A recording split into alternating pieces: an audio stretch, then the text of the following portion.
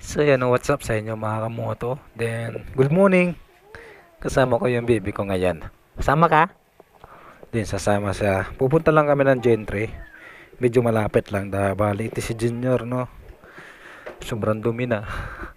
Tapos, sobrang dumi. Then, yung helmet mo nandun sa loob ng bahay, kunin mo. Tapos lalabas tayo kasi, meron lang kaming kukunin dun sa may Gentry. Baka matumba yung bike. At para matapos na. At ito at aalis na rin kami. Medyo malapit lang. From Kawit to General Trias Cavite. Siguro mga 15 minutes lang naman. At ito. Ayan si Junior, sobrang dumi. At hindi ko pa nalilinisan. Ayan, the all goods pa naman. So, ano hinihintay nyo? Tara na, para makapunta tayong General Trias Cavite. Tingin kasama ko yung baby ko. Pinambakuha ko yung helmet niya. Ano, kuha mo na helmet? O sige, kunin mo na doon.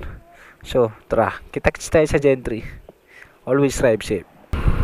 So yan mga kamoto, no? Nakalabas na rin tayo sa subdivision. Then dito na rin ako dumaan sa Kalayaan.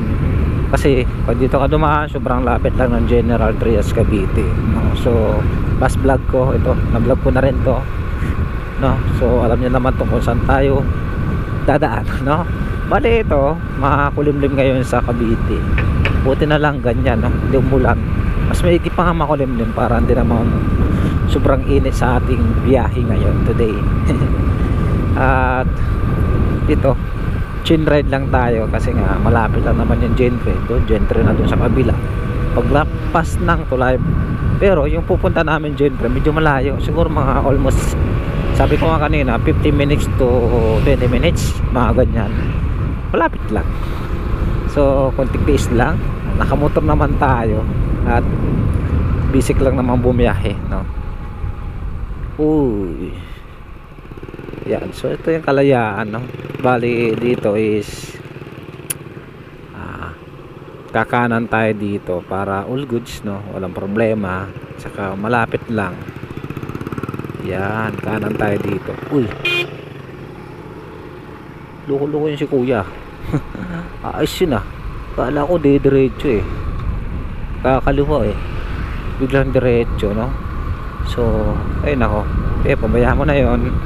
Importante, hindi naman siya nakasagi. Ganun talaga. Kailangan tayo magpakumbaba pag mga ganong rider, no? Naka-joyride pa naman, no? Siguro hindi na ako napansin, pero kita naman siguro sa side mirror na ano, sa likod tayo. So, anyway mga kamoto is ito. Ito yung sinasabi ko sa inyo, diretso. Papuntang ano to, General Trias Cavite. Medyo yung daanan dito hindi masyadong traffic. Paghapon doon lang naman sa crossing sobrang traffic, pero pagdating dito all goods naman. Ito marami rin mga subdivision dito. Kasi pag baba mo dyan sa ano, tulay na yan, pag akyat mo sa tulay, Gentry na yan. Wala na tayo sa Kawit Cavite. Lapit, no? Doon kami, oh, kita nyo yun. Lapit lang. Then shoutout nga pala sa lahat ng mga viewers natin dyan. At siyempre umaga na, no? Good morning din sa inyo. Alas 9 ng umaga. Yan. Siguro mga 9:30 doon na rin tayo, no? At yan, until Grand Village na tayo. Yan. Pagdating mo dyan, pagbaba mo dyan sa tulay na yan, General Trias Cavite na. Diba? Napaka-basic lang. Diba? Napakabilis yung biyahe. Alright, so anyway mga kamoto is dito na rin tayo sa General Trias Cavite. So kita-kits na lang tayo mamaya sa pag doon na tayo sa poblasyon or any location natin sa ating moto vlog, no? So malapit lang naman yan. Din naman ako nakasapatos, no? Nakachinilas lang ako.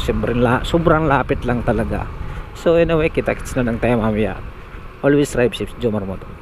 Peace.